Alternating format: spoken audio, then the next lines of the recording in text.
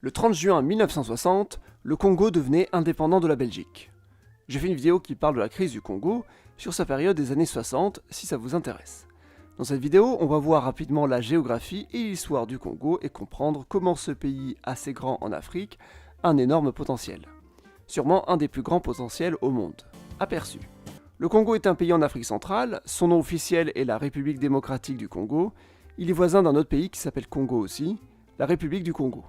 La République du Congo est une ancienne colonie française, alors que la République démocratique est une ancienne colonie belge. Mais dans cette vidéo, quand je parle du Congo, je parle de la République démocratique. Le Congo fait 2,3 millions de km², ce qui classe le pays en 11e position depuis 2011. Avant 2011, le Congo était en 12e position, car il y avait le Soudan qui se hissait dans le classement, c'est avant que le Sud-Soudan ne s'en sépare. Et avant 1991, le Congo était en 11e position aussi, c'était avant l'indépendance du Kazakhstan. Depuis la division du Soudan, le Congo n'est même pas le plus grand pays d'Afrique, c'est l'Algérie. Sauf qu'à la différence de l'Algérie, sa surface c'est pas que du désert, mais plutôt de la forêt ou de la savane. Sa capitale est Kinshasa, voilà pourquoi on surnomme parfois le pays Congo-Kinshasa. L'autre est surnommé Congo-Brazzaville, car sa capitale est Brazzaville. Le Congo a une géographie fantastique, mais avant d'en parler, je propose un petit bref historique. Histoire. Le Congo est issu d'un territoire conquis par le roi des Belges. Les frontières actuelles sont dessinées en 1885 à l'issue du congrès de Berlin. On accorde ces terres au roi des Belges, Léopold II. C'est ses terres. Pas une colonie belge, c'est vraiment ses terres à lui. Il exploitera bien le territoire, ce qui entraînera la réduction de la population par 2. Il y a eu plein d'atrocités réalisées par le roi. C'était sa propriété, il faisait un peu ce qu'il voulait, il n'y avait aucune loi. Suite à la découverte de toutes ces atrocités, le Congo est donné à la Belgique directement. Il devient donc une colonie.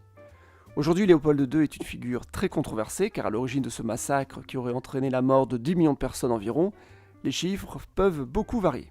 Le Congo devient donc une colonie belge en 1908 pour ensuite devenir un État indépendant en 1960. Le pays va connaître plusieurs phases. Entre 60 et 65, c'est la crise du Congo, période de confusion avec changement de gouvernement. En 1965, Mobutu, l'ancien chef d'état-major, prend le pouvoir et transforme le Congo en une dictature personnelle. Le pays est renommé Zaïre en 1971 et il reste au pouvoir jusqu'en 1997. Le Zaïre devient un pays aligné sur les Occidentaux et est anticommuniste. Plusieurs guerres vont concerner ce pays. Tout d'abord la guerre civile angolaise où le Zaïre soutient les rebelles anticommunistes, les guerres du Chaba qui sont des rébellions sûrement soutenues par l'Angola à la fin des années 70, et enfin dans les années 90, les guerres au Rwanda puis directement au Congo. Mobutu perd le pouvoir en 97 suite à la rébellion menée par les troupes de Kabila. Kabila prend le pouvoir et meurt en 2001 lors de la deuxième guerre du Congo. C'est son fils qui devient président ensuite, Joseph Kabila. On peut dire que Joseph Kabila détient le pouvoir depuis 2001. Il est président jusqu'en 2019. Depuis, c'est Félix Tshisekedi, le président, fils d'Étienne Tshisekedi, ancien ministre et un des plus célèbres opposants de l'histoire du Congo. Démographie. Bon, retournons à une géographie un peu plus générale pour comprendre le Congo et notamment sa démographie. Comme on peut le voir sur les images satellites, le Congo est divisé en deux grandes zones. Une zone où il y a de la forêt dense au nord et des plaines dans la zone sud, avec parfois des forêts moins denses. Avant d'entrer dans les détails géographiques, voici un aperçu des provinces du Congo. Le Congo est divisé en 26 provinces, ce découpage existe depuis les années 2000, mais il n'a été mis en place qu'en 2015. Le pays a connu plusieurs découpages au fil des années, je vous propose de voir le découpage d'origine, qui est le plus facile à mémoriser. Dans le découpage de 1960, il n'y avait que 6 grandes provinces, c'était plus simple. Il y avait la grande province de Léopoldville, aujourd'hui divisée en 5 petites provinces. On y trouve Kinshasa, la capitale. Sa population est en croissance. Il y a quelques années, on disait que Kinshasa faisait presque 10 millions d'habitants. Aujourd'hui, elle en fait plutôt 15 millions. On pourrait même dire 17 millions avec Brazzaville, la capitale de l'autre Congo, qui est située juste en face. C'est donc une des plus grosses agglomérations d'Afrique. Ici, on a la grande province du Kasaï, aujourd'hui divisée en 5 petites provinces. On y trouve Mbuji-Mayi, 3 millions d'habitants, et Kananga, 2 millions d'habitants. Au nord, il y a la grande province de l'Équateur, aujourd'hui divisée en 5 petites provinces. C'est grand, mais pas très peuplé. C'est surtout de la forêt, il n'y a pas de ville millionnaire. Au nord-est, il y a la grande province orientale, aujourd'hui divisée en 4 petites provinces. On y trouve Kisangani, qui fait 1 million d'habitants, dans son agglomération. À l'est, il y a la grande province du Kivu, divisée en 3 petites provinces. Cette division est bien antérieure au découpage de 2015, c'est une zone très peuplée. On y trouve Bukavu, 1 million d'habitants, et Goma, 2 millions d'habitants. Et enfin au sud, la plus célèbre des grandes provinces du Congo, le Katanga. aujourd'hui divisée en 4 petites provinces. On y trouve Lubumbashi, presque 3 millions d'habitants. La deuxième ville la plus importante du Congo, le Katanga, est une région très riche. On trouve donc 7 agglomérations millionnaires dans ce grand pays. Mais j'en viens au sujet principal de ce chapitre, la population du Congo. Combien y a-t-il d'habitants dans ce grand pays ? Je me souviens que dans les années 2000, on disait que le Congo était le deuxième plus grand pays francophone derrière la France. En effet, au Congo, le français est l'unique langue officielle. Et dans les années 2000, le Congo comptait environ entre 50 et 60 millions d'habitants. En 2013, le Congo a dépassé les 70 millions d'habitants, confirmant sa première position de pays francophone. Ce qui est impressionnant, c'est que le Congo ne comptait que 35 millions d'habitants en 1991, soit moitié moins qu'en 2013, et en 1960, au moment de son indépendance, il n'y en avait que 15 millions. Et aujourd'hui, il n'y a pas vraiment de statistiques récentes officielles, mais selon la CIA, en 2022, la population du Congo est estimée à 108 millions d'habitants. C'est donc presque 40 millions d'habitants gagnés en 10 ans. C'est assez énorme comme évolution. 35% de la population du pays est apparue dans les 10 dernières années. Toujours selon la CIA, le Congo est le 7e pays au monde pour la natalité, et les pays devant sont beaucoup moins peuplés. D'ici 2050, le Congo sera sûrement à 200 millions d'habitants. Depuis 2022, le Congo est le 3e pays le plus peuplé d'Afrique, derrière le Nigeria et l'Éthiopie. Le Congo vient tout juste de dépasser l'Égypte, et il dépassera bientôt l'Éthiopie. En termes de PIB, c'est moins glorieux. Le Congo est derrière plusieurs pays bien moins peuplés en Afrique, mais plus sa population augmentera, et plus son PIB aura un potentiel d'augmenter. Le Nigeria a 2 fois plus d'habitants, pour un PIB 8 fois plus gros. Il faut donc voir comment va évoluer le Congo, surtout que c'est un pays francophone, et qui pourra avoir une grande influence dans cette sphère linguistique.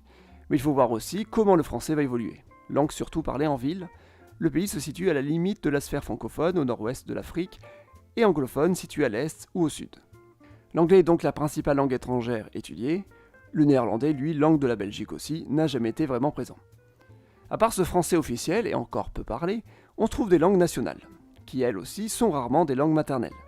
Tout d'abord, il y a ce qu'on appelle le Kikongo, qui est en fait plutôt une famille de langues et de créoles, dont le plus connu est le Kituba. C'est le nom qui a donné le nom du pays.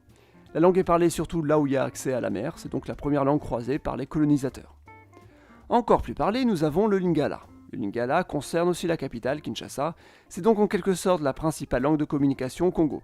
Mais à l'est, on trouve une autre langue encore plus parlée. C'est le Swahili, la plus célèbre des langues africaines.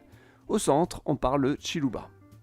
Les populations du Congo parlent ensuite une grande variété de langues maternelles. On en compte des centaines, mais l'instruction à l'école se fait dans une des 4 langues nationales, précédemment citées, en fonction de la région, et en français. Économie.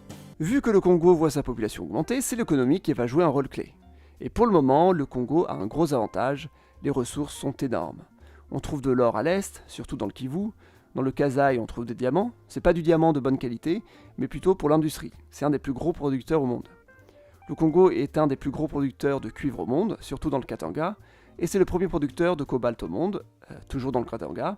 Le Congo est aussi un grand producteur d'étain, on en trouve surtout à l'est, et encore au Katanga. Vous l'aurez compris, le Katanga est la région riche du Congo. C'est pas pour rien que la province a cherché à devenir indépendante dans les années 60. Le Congo est donc un pays bien divisé. La capitale, Kinshasa, se trouve dans la zone où on parle le Lingala, c'est le centre politique, mais les ressources se trouvent à l'autre bout du pays, où on parle le Swahili. Et le Swahili est parlé à l'est. Ces régions sont donc tournées vers l'Afrique orientale ou australe. Au Kivu, depuis les années 2000, il y a encore des conflits. On parle de la guerre du Kivu. Mais il y a encore d'autres divisions. Certaines sont symboliques, comme le décalage horaire. Le Congo est le seul pays au monde où sa capitale n'est pas située dans le fuseau horaire le plus peuplé. Mais c'est surtout au niveau des infrastructures que la division se fait ressentir. Le chemin de fer est le plus flagrant. Kinshasa et Lubumbashi, les 2 villes les plus importantes, ne sont pas reliées par train.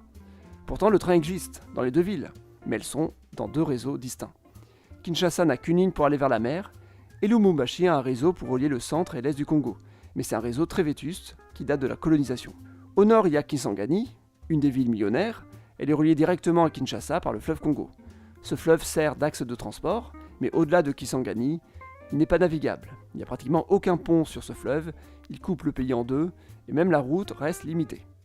Kinshasa et Brazzaville, les 2 capitales congolaises, sont face à face sur ce fleuve, mais il n'y a pas de pont. Le principal pont du fleuve se trouve à Matadi, à la frontière de l'Angola. D'ailleurs, le Congo n'a qu'un petit accès à la mer, et le fleuve Congo n'est même pas navigable jusqu'à la mer. C'est donc de nombreuses infrastructures que le Congo doit mettre en place s'il veut pouvoir bien profiter de ses richesses. En attendant, la communication peut se faire via l'étranger. Le Katanga est relié à l'Afrique australe par exemple. Il y a évidemment d'autres problèmes, la grande corruption, 10e pays le plus corrompu au monde, et le manque de démocratie, 4e pays le moins démocratique du monde. Aujourd'hui, parmi toutes les nouvelles provinces du Congo, la plus riche est celle du Lualaba, située au Katanga. C'est là qu'on y trouve les principales ressources minières, dont sa capitale et le symbole, la ville de Kolwezi. Cette ville s'était même rebellée contre le gouvernement de Mobutu dans les années 70. Elle a même abrité de grandes populations européennes venues pour les affaires. En 78, elle est prise en otage par des rebelles, sûrement financés par l'Angola, avant d'être libérée par une opération franco-belge venue aider le gouvernement. Et bien voilà, c'est tout ce que j'avais à dire sur le Congo. Si la vidéo vous a plu, mettez un pouce bleu et abonnez-vous pour soutenir la chaîne. Merci beaucoup.